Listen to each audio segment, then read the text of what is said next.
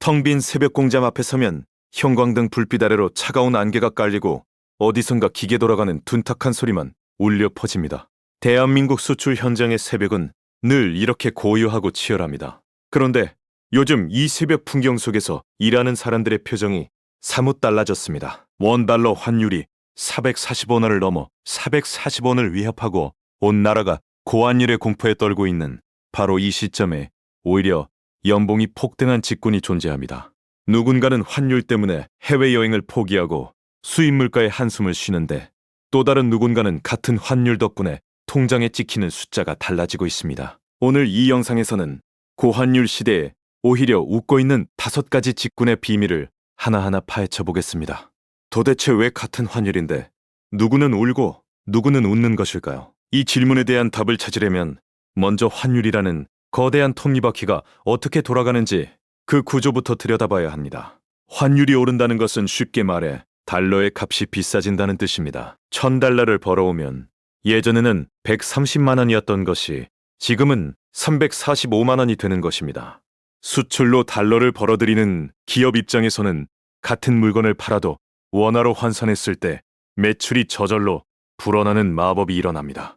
이 마법의 수혜를 가장 먼저 받는 곳이 바로 대한민국 수출의 심장인 반도체 산업입니다. 한국무역협회에 따르면 원달러 환율이 10원 오를 때마다 수출 기업의 영업이익은 평균 0.5에서 1% 개선된다고 합니다. 그렇다면 환율이 100원 이상 올랐을 때 그 효과는 얼마나 어마어마할지 상상이 되시나요? 2025년 삼성전자 직원 평균 연봉은 1억 580만 원으로 역대 최대를 기록했습니다. 반도체 부문의 초과이익 성과금만 연봉의 47%에 달했고 이것은 과장급 기준으로 수천만 원에 해당합니다. 같은 해 SK하이닉스는 더 놀라운 숫자를 보여줬는데 1인당 평균 1억 360만 원의 초과이익 분배금이 확정되었습니다. 연봉의 1105.5%에 달하는 성과급이 한꺼번에 통장에 꽂힌 것입니다.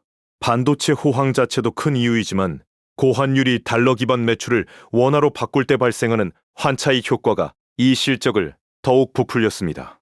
두 번째로 환율의 축복을 받은 직군은 조선업 종사자들입니다.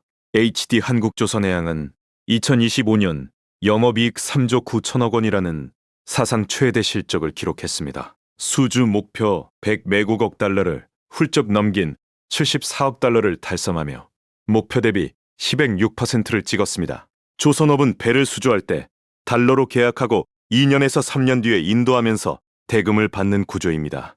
환율이 오르면 같은 달러 금액이라도 원화로 환산했을 때 매출이 크게 늘어나는 것입니다. 이 실적 덕분에 조선소 직원들의 성과급은 역대급으로 뛰어올랐고 2026년 수주 목표는 2,403억 달러로 전년보다 29%나 상향되었습니다.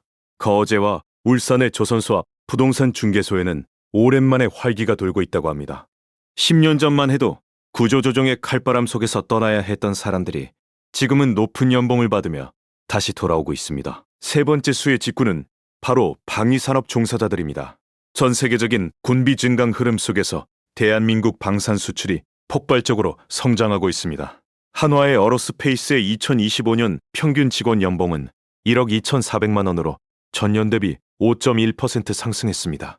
한국항공우주산업도 1억 2천만 원을 돌파하며 방산 4사 전원이 억대 연봉 시대에 진입했습니다. 폴란드를 비롯한 유럽 각국으로의 무기 수출은 대부분 달러나 유로로 계약되기 때문에 고환율은 방산 기업의 수익성을 극대화하는 촉진제 역할을 합니다. 한화의 에어로스페이스의 지상 방산 부문은 수출 비중이 60%를 넘어섰고 이 수출 대금이 원화로 전환될 때 환율 효과가 고스란히 반영됩니다. 불과 5년 전만 해도 방산은 안정적이지만 연봉이 높지 않은 업종으로 인식되었는데 지금은 상황이 완전히 뒤집어졌습니다.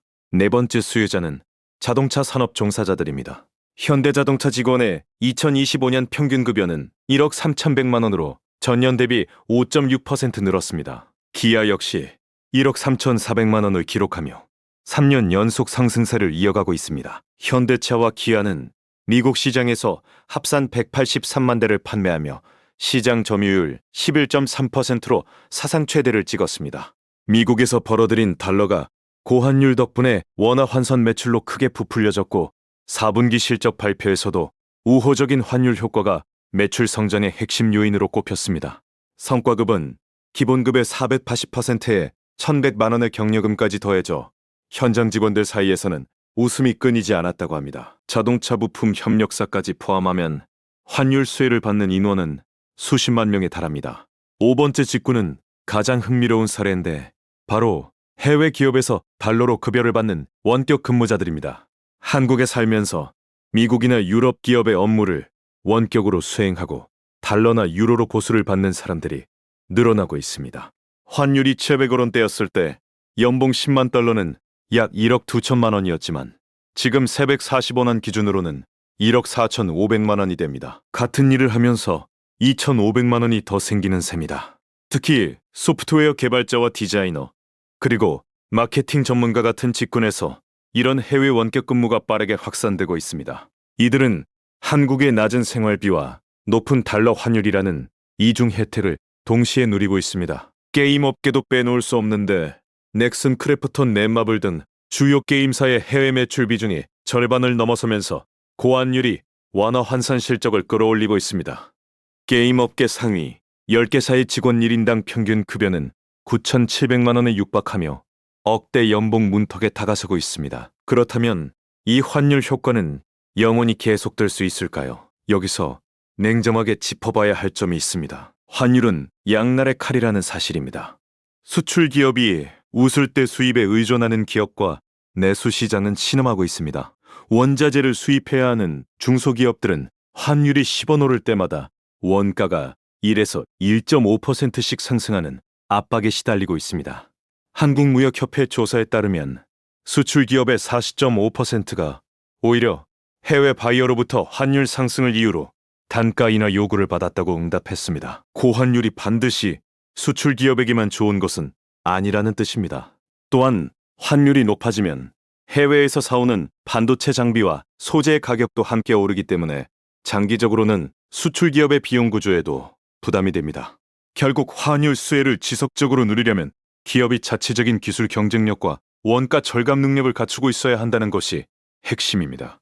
지금 이 순간에도 환율은 쉴 새 없이 움직이고 있습니다. 한국은행과 주요 투자은행들은 2026년에도 원달러 환율이 1,400원대를 유지할 것으로 전망하고 있습니다. 이것은 고환율 시대가 일시적 현상이 아니라 새로운 기준이 되고 있다는 의미입니다. 이 새로운 기준 속에서 자신의 커리어를 어떤 방향으로 설계할 것인지는 전적으로 여러분의 선택에 달려 있습니다. 수출 비중이 높은 산업에서 역량을 키우는 것도 방법이고 해외 기업과 직접 연결되어 달러를 버는 길을 개척하는 것도 하나의 전략이 될 수 있습니다. 환율이라는 거대한 파도 앞에서 누군가는 떠밀려가고 누군가는 그 파도 위에 올라타고 있습니다.